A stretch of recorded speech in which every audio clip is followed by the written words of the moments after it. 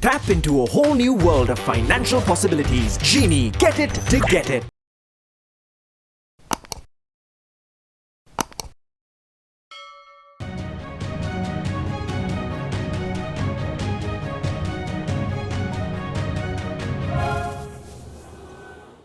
Winning the chaotic and competitive business world is all about being ready with the latest insight and intelligence. And here in Biznomics, our intention is to deliver that to you on a platter so that you could make the informed business decisions no matter what industry you may be in. Welcome to your weekend's most profitable 60 minutes. I'm Tarandu Amrasekara and this is Biznomics. The brewery industry, locally and globally, this is indeed an industry that keeps creating the latest waves and the trends. The truth is, no matter whether it's a good day or just to get through a tough day, there is quite a big chance that many of you would have been dependent on a nice glass of beer. How big is this beer industry, locally and globally, and what's the economic impact of it? Let's talk about that today in Biznomics. And joining me for this very insightful discussion is none other than Madushanka Ranatunga, GM, Sales and Marketing of Lion Brewery PLC. Madushanka, welcome to Biznomics. Absolute pleasure to have you. Thank you, Tarindu. Pleasure being here as well, and thank you for having me here. Madushanka, let's talk about the brewery industry, locally and globally. How big is this industry? Well, Tarindu, there's a few ways of looking at this. It's a great question to start off our discussion today. And if you look at globally, it's about 1.9 billion hectoliters from a pure literage volume size perspective. Sounds like an ocean. Yes, it is. It's massive, and there's a lot of brands, and it's a fast-growing industry. And here in Sri Lanka, you're looking at about 1.5 million hectoliters as your annual volume. That's the total category size. But the interesting fact of this is that generally when you look at size, again, it depends from market to market. Population matters. The number of selling points matters and stuff like that. So the best yardstick to look at this is your per capita consumption. So you get highly developed markets like Germany and some parts in Europe. Your per capita consumption of beer is about 60 liters or plus. Whereas in Sri Lanka, we are talking about 5.5 liters per capita consumption. So you see the sort, and actually, okay, let's take Europe as a fairly distant market to which are very developed. But if you look at some of the markets within Asia, say markets like Vietnam, Cambodia, which are evolving and emerging markets, the per capita consumption is about 20 liters plus. So you see that disparity in these particular markets. Interesting thoughts there. And when you look at the impact from the pandemic, now, what kind of impact are we seeing here? Because as we know, the alcohol sales were prohibited for many, many weeks. And at the same time, people were at home and they were really unable to kind of go out there and start drinking or start having the parties and the usual social hangouts, etc. Because it is, to a certain extent, alcohol tends to be more of a social drink. Yes, you do get the people who might enjoy it alone, but we tend to always associate it with social gatherings, parties, events, etc. Madushanka, what has the impact of the pandemic been on the brewery industry in Sri Lanka and worldwide? Well, we call it a social lubricant, if I may say so, for beer as a category or any alcobev in that sense. Yes, of course, when there is a closure, you actually get clamped down with your sales as well as consumption occasions. Globally, you have seen a lot of take-home occasions are getting created. So, when you study some of the markets, what has happened over a period of time, which was heavily dependent on on-premise consumption, where people go into pubs and bars and consuming beer, have started taking a lot of multi-packs home. So, globally, most of the players have started introducing a lot of multi-packs into the markets. You go into a lot of the supermarkets across the world, you'll see their numbers in terms of transactions of multi-packs have gone high tremendously. So you're seeing people stocking up at home, and that consumption occasion is shifting. Unfortunately, in Sri Lanka, when it's closed, so there is absolutely no access to alcohol. But during the last year, even during the pandemic, we saw whenever the market opened up, people went out people started consuming, I mean, of course, in responsible ways, but I mean, we need to find ways and means of managing the situation. But I mean, when it's a complete lockdown of what we are experiencing for our industry in Sri Lanka, it's tough to do things because even stuff like delivery home or even online sales are banned in Sri Lanka. Correct. But these are some of the routes in a global pandemic that the other markets have moved along to. I think so. I mean, these are the areas that we would also need to be ready for future, and our systems and processes will have to be ready to take on these sort of new ways of, in other words, new route to market ways of reaching out our consumers. Madushanka, we saw countries like, even for example, England, when the pandemic came about, and then when there were the lockdowns that came in, and when the repeated lockdowns came in. At one point they said, okay, look, you know what, yes, it's going to be a lockdown, the bars cannot be open, but you can have delivery or you can have takeaway. And I think there was a positive response in the market. And correct me if I'm wrong, if you look at countries like in Germany, they had their traditional beer gardens, the outdoor gardens, which apparently due to the pandemic is doing well because people are worried to stay inside enclosed areas, whereas a garden on the outside with the sunshine is seen to be a less risky area, so people are happy to be there. Do we see any kind of changes in this consumer behavior in Sri Lanka also taking place? Yes, I think it's a brilliant point and an observation that you've made, and definitely, I mean, after about a year and a half long pandemic, when people are tied down at home, and moment you see an opportunity, people would love to go out and spend time Humans outdoors. are social beings, and as you said, it's a social lubricant. Exactly. So you need that little bit of support for your normal day-to-day life. So definitely, if there are opportunities of that nature, even a Sri Lankan consumer would do that. But I think the most important part is, I think, even from a legislation perspective, I think it's time that we have systems and processes where we should be able to deliver alcoholic products even home, like what you do with supermarket groceries and stuff like that. I think those are the ways that we can manage these sort of situations. Absolutely. I mean, what happens is the moment you restrict people to this extent, that's where you are seeing boom of illicit parallel traded products, all these things booming around the market. People are resorting to different options that are available out there, and I don't think any of that is benefiting the economy nor the health. When you say demerit good, it's actually seen as a good that is maybe bad on the society, bad on the economy, etc. But how is the brewery industry countering this claim? Well, very interesting question, Tarindu, and how I would look at it is, I would think you are saying demerit in the Sri Lankan context. Absolutely. Right? So what is being thought or whatever that you've heard. But we can't live in a shell, right? It's a global village today, right? And you are seeing, I'll take one classic example, which is tourism. Countries it's going to be a major part of our GDP, which is already is, and we see during the pandemic how badly it is affecting our economy, right? If we are to grow in this area, and we're talking of massive numbers in terms of tourism going forward, now these are the areas that will support economies like tourism. So you can't have categories like alcobev seen as any negative category, because Seen as the enemy. or for that matter, as in your words you said demerit. It cannot be seen as that, because these are the things that's going to support these sort of endeavors, right? And also the fact that you look at the development in Colombo today, right? From one side, infrastructure, we are seeing, you might see in a couple of years' time a new Colombo coming up.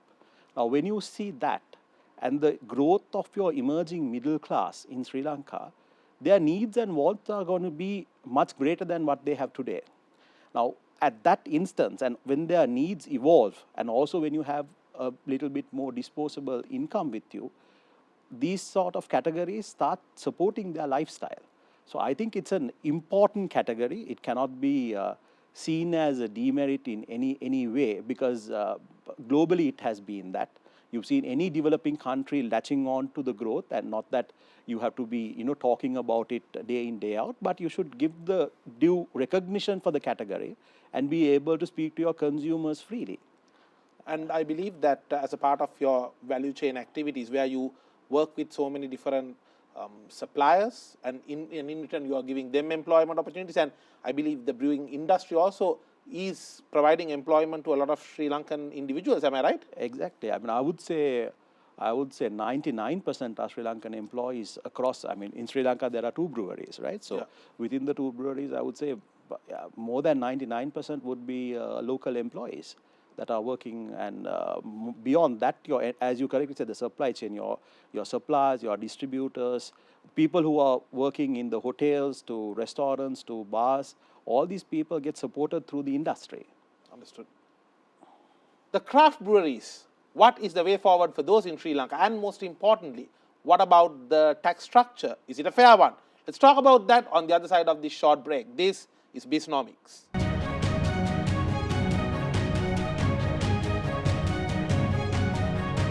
Tap into a whole new world of financial possibilities. Genie, get it to get it. Welcome back to Biznomics, your weekend's most profitable 60 minutes. Our focus today is on the very interesting and enticing industry of brewery. And we are in conversation with Madushanka Ranatunga. Madushanka, now when we talk about the brewery industry, yes, the traditional beer used to be the product that everyone speaks about. But having said that, today we see, like in so many industries, we see a lot of trends. For example, especially globally, the craft brewery. And then at the same time, we are looking at non-alcoholic beers, etc. What are these new trends that we see in the brewery industry, and especially in Sri Lanka? Do you see a future for these craft breweries and so many other different varieties we are talking about? Yeah, Tarindu. So I think the category has evolved in the last 2 decades from just being merely a bottle or a canned beer. So classic example, if you look at our neighbor, India, and if you look at a city like Bangalore, craft breweries have just popped out. And I think, I mean, if I'm not mistaken, 20 plus or 30 plus craft breweries are there in, microbreweries are there in Bangalore. Madushanka, I want to share an experience with you and the audience as well at this moment. So when I visited Bangalore about 3 years back, I remember there was a very interesting situation where in one of the hotels, the top floor, they have completely changed it into a microbrewery. Yeah. And the owner of the hotel was the one spearheading that project, and he was there waiting to explain about the process, and people could see how the beer was being made while they were enjoying a glass of beer. So I think, as you very correctly said, it is something that is flourishing in our neighboring countries like in India. Yeah, so I think it's just that, and if you take Bangalore, it is becoming like a city of beer, right? And the people are talking about it. It's creating a lot of occasion. People will visit then. Exactly, and then it's not only about if you since you visited these microbreweries, you've seen it's not only about the beer. It's the food, it's the environment, the ambience that creates the discussion. It's a lot of things, right? It creates a new social occasion for consumers to go out and enjoy, and also beer becomes very. I mean, this whole demonization that you spoke of goes off because you're seeing how it's been made, right? You're experiencing it very fresh. You're seeing it's all natural ingredients that are being used, and how people consume and enjoy the occasion. So I think these are this is, if you take the microbrewery industry, that's one side of it. Correct. But if you look at the liquids and also the sort of liquids that it is getting evolved, new flavors, you might say, you might have different add-ons that have been added to beer. So a lot of innovations that are around. But mainly what has supported all of these globally, as even our neighboring country, India, and especially the state of Karnataka in Bangalore, is the policy makers. Right? They've made policies to support these sort of endeavors. So I think it's time that with the sort of tourism boom that we are speaking about, and the focus in tourism that the country is going to have, and also to the emerging middle class of Sri Lanka, these sort of ventures should be encouraged. And we, as the leading brewer, would be welcoming this with both hands, because this is going to create new occasions for consumers. And if you look at the market, do you think the Sri Lankan market is mature enough? Because we see these kind of adoption of new trends happening as the market matures. Do you think the Sri Lankan market is mature enough to welcome these kind of changes? I'll bring you a classic example of smartphones. I don't think any consumer was ready until you got the smartphone on your hand, right? So it's simple as that. It's so long as you don't offer, the consumers are not going to experience or offer it. But the moment it is there, and I'm sure a market like Sri Lanka, because if you look at Colombo and some of the urban cities of Sri Lanka, we have that affluent consumers. They've traveled overseas, they've traveled within the region extensively, they're exposed to these sort of newer consumption occasions as well as the trends that are happening. And more than that, it is an experience for our local consumers as well, right? So I think until we offer it to the consumers, you wouldn't exactly know whether they're ready or not. But I'm very positive, looking at the trends that are emerging, that our consumers are going to love it. Madushanka, what you said just reminded me of what Henry Ford said. He said, if I kept on asking the people only, they would say that they want faster horses and not a car. Exactly. Madushanka, let's talk about in detail here about the legal aspects of things. Now, firstly, as you very correctly said, we have only 2 brewers. One reason why we don't see microbreweries and other players entering and starting the brewing in Sri Lanka, is it because there are legal restrictions? Number one. Let's start with that, and then I will talk about on the tax structures with you later on. But let's talk about the legal aspects. Is it really difficult for people to enter this industry and start production, and are there too many legal restrictions on this industry? To take your question, Tarindu, how I would look at it is, it's a very restrictive market. For actually, as you correctly said, there are very tight regulations regulating any new brewer coming into the market. Not only a brewer, even in the entire alcohol space, even for a distiller or someone who wants to do any spirit either. Having said that, the biggest barrier is your reach. If you look at today, the Sri Lanka's total retail landscape is about 125,000, 130,000 outlets. But the supermarkets, etc. Everything, your grocery stores to your wholesalers to everything. But if you look at the alcohol industry, you are restricted to only 3,000 outlets that could sell any beer or spirit in Sri Lanka. So now that puts you into a very, very tight spot. Right. That links back to the first question that you asked me about in terms of the size of the market also. So when you see the market so small, as well as it is restricted in many ways, it creates a question from anyone to come and invest in this market. Why should they come? Because it's so restricted. Exactly. And also the amount of space that you could play in. So once you're restricted to 3,000 outlets, and also you can't market and communicate to your consumers, then it becomes a bit of a tight fix for anybody to come and put your money into this market. So that's where it is in terms of your question, in terms of new brewers coming in. Understood. So there is no law preventing them or saying you can't come, but the laws are set in such a manner where people end up wondering, where can we really come in? Exactly.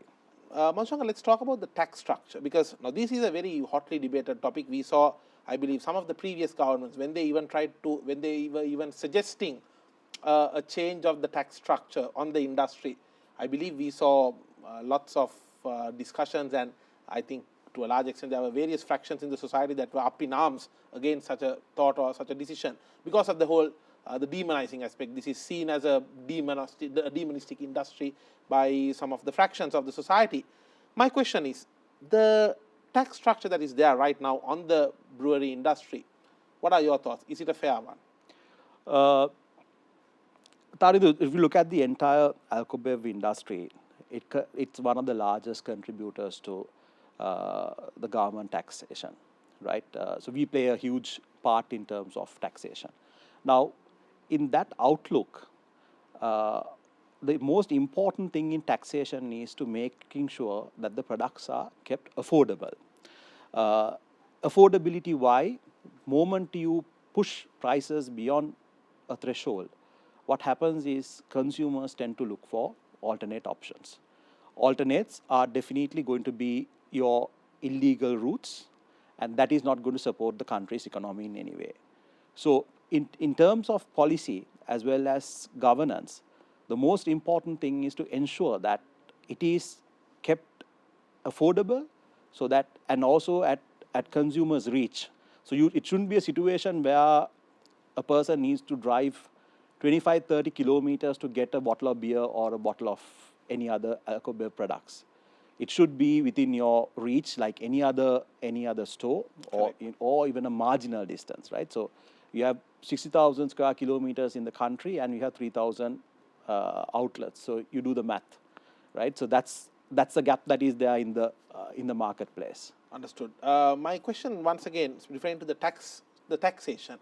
Madushanka, right now, because we see in some countries, for example, they have the taxation which is based on the ingredients of the beer, depending on which ingredients are imported and which ingredients are local.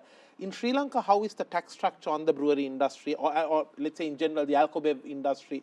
How is it structured? Is it any different to the normal corporate tax systems, or is there more like a specific taxation? There is a specific taxation, but it's, I would say, the overall taxation framework is aligned to a global scheme now. In the recent past, there were some changes that were done, and which was linked to the alcohol percentage of the products. Understood. So based on the amount of alcohol that is there in the product, the taxation is based on that percentage. So I think that's a global standard that's there, and I think Sri Lanka has also proactively adapted to that, which is a positive sign. Absolutely. Let's talk about competition. I believe as the one spearheading the sales and marketing, this is one of your fortes, Madushanka. I see a smile because I believe you enjoy good competition. I mean, the competition always brings out the best in us. My question is more about the local and global brands, because yes, as the economy opens up, we see a lot of global beer brands also entering the Sri Lankan market, and not only beer brands but also alcohol brands. But we also have some very legendary alcohol brands, and of course one of which you are representing here today. Where do you see the split in terms of the competition, and how strong is the competition between the local and global brands available in Sri Lanka? Yeah, Tarandu. So, I mean, to start off with competition, I mean, you were speaking about my smile, and of course, we love competition, right? Because as you correctly said, it brings out the best in every team. More than that, it helps to develop the category, right? So it has been like that, and we've seen our competition coming up with some newer products in the recent past and stuff like that, which helps the category, as well as the evolvement of the entire industry. So both sides, us being in a market, we are a 140-year-old company being in the market for a long time. Some of the brands that we represent has been there for a significant time in the market. So having said that, our portfolio needs to expand eventually, looking at the consumers' needs that are evolving in the market. Similarly, competition's brands, as well as their new variants that are happening globally, also comes in. And also we would, I mean, any day, I think the entire industry would welcome competition, because it develops as well as helps the market to grow. But again, going back to our previous discussion of whether it is attractive enough market to come in because of the restrictions that you need to work on with. Valid points there. Yeah. Stay tuned. We will be back after this short break. This is Biznomics.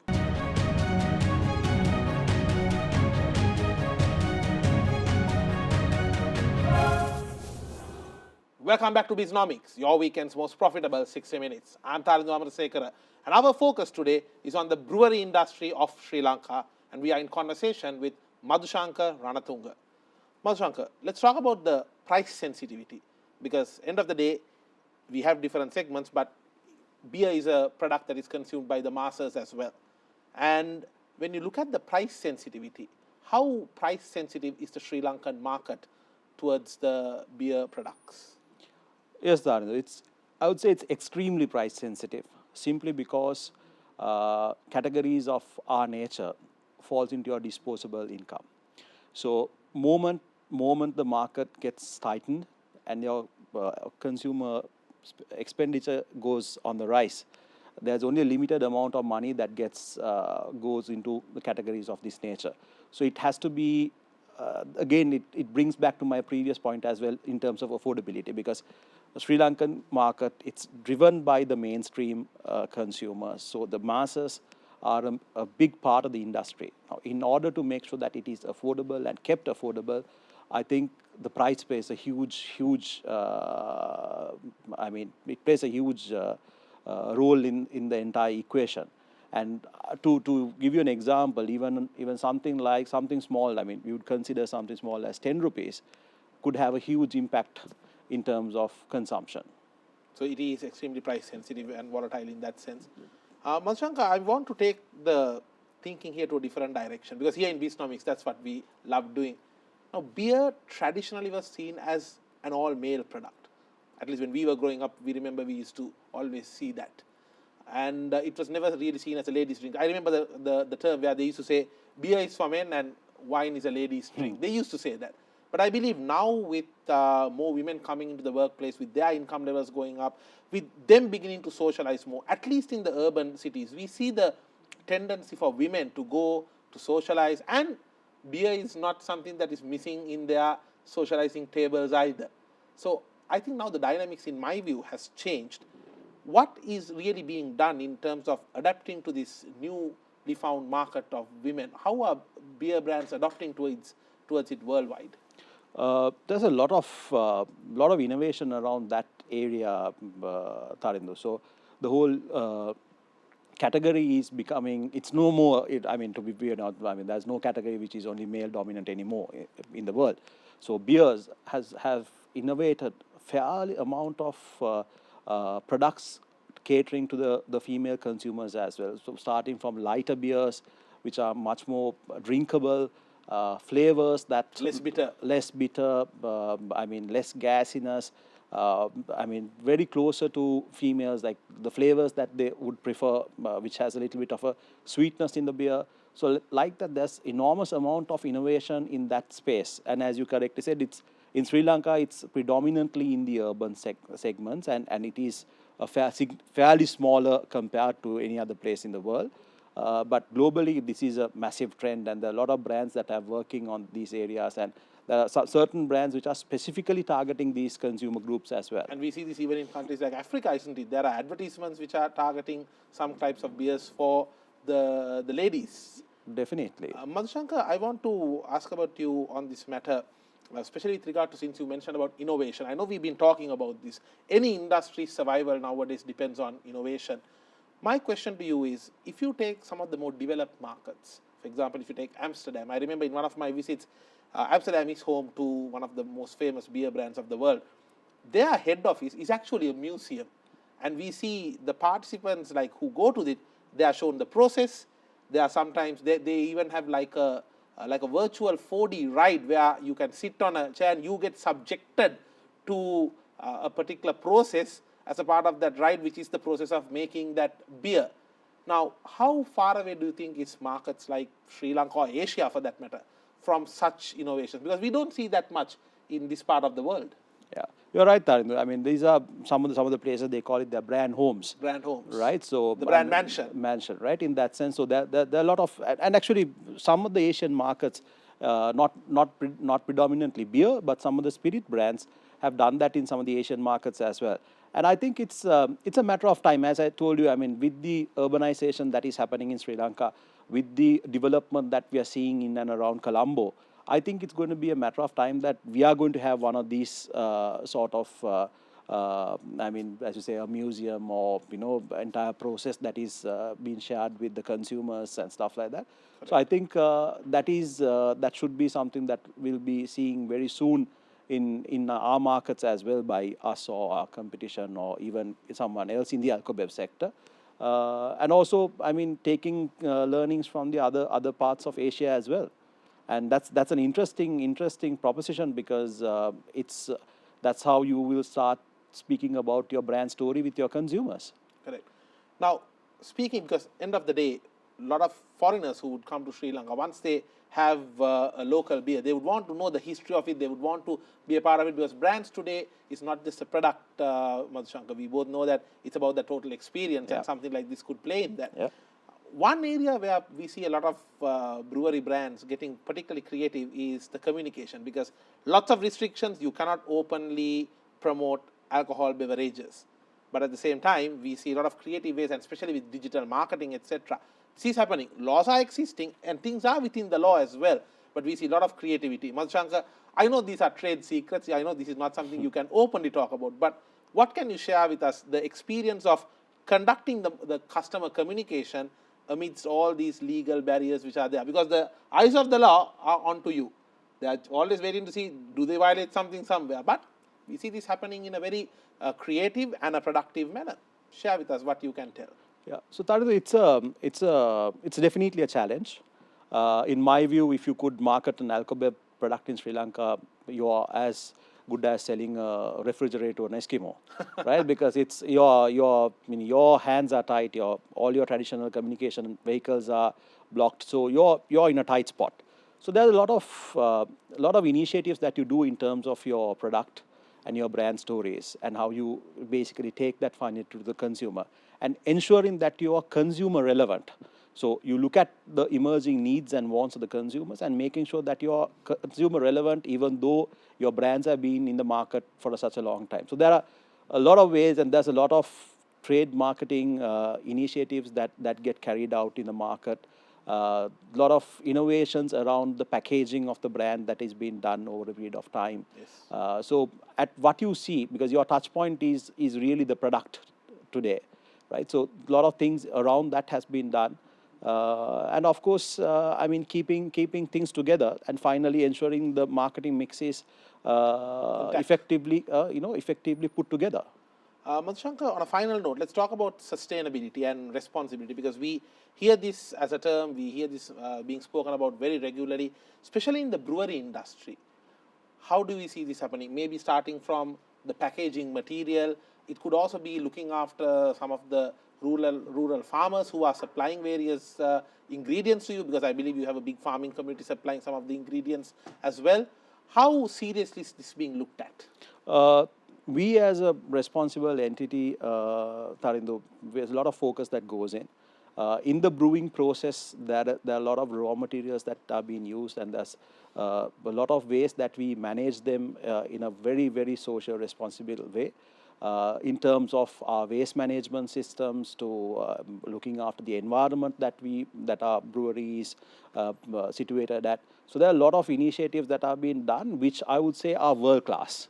So it is very much in par with some of the global breweries.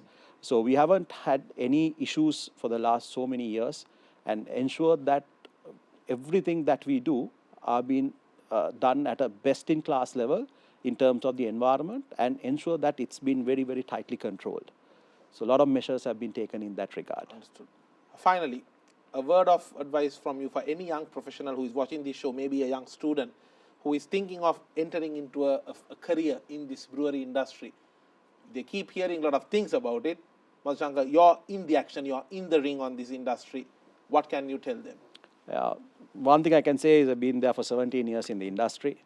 And as I spoke to you before, if you could do marketing in this industry, you could, sell anything, anywhere. So these are the best grounding you can get in terms of learning your sales and marketing competencies, because your traditional media as well as your communication routes are blocked. So there are so many ways that you learn your communication styles, and also in terms of being in a highly competitive industry when you have a restricted outlet universe. So you are talking about another industry which has 160,000 or 150,000 outlets and 3,000 outlets. You're in a completely different... Same market, but smaller crowd. Yeah, smaller crowd, space. exactly. And then it becomes extremely competitive, because your retailer becomes very, very important in terms of your brand as well as your organization. So how do you really build a win-win relationship as a salesperson or even as a marketer in order to make sure that your brand message is communicated? Madushanka Ranatunga, thank you very much for joining us on Biznomics, and wishing you and the team all the best for your future endeavors. Thank you, Tarindu. It was a pleasure being here. Thanks. The current and future status of the Sri Lankan brewery industry, what can be done, and the potential for it to grow. This was the focus today on Biznomics. I'm Tarindu Amarasekara, and I will see you with the next episode. Have a profitable week ahead.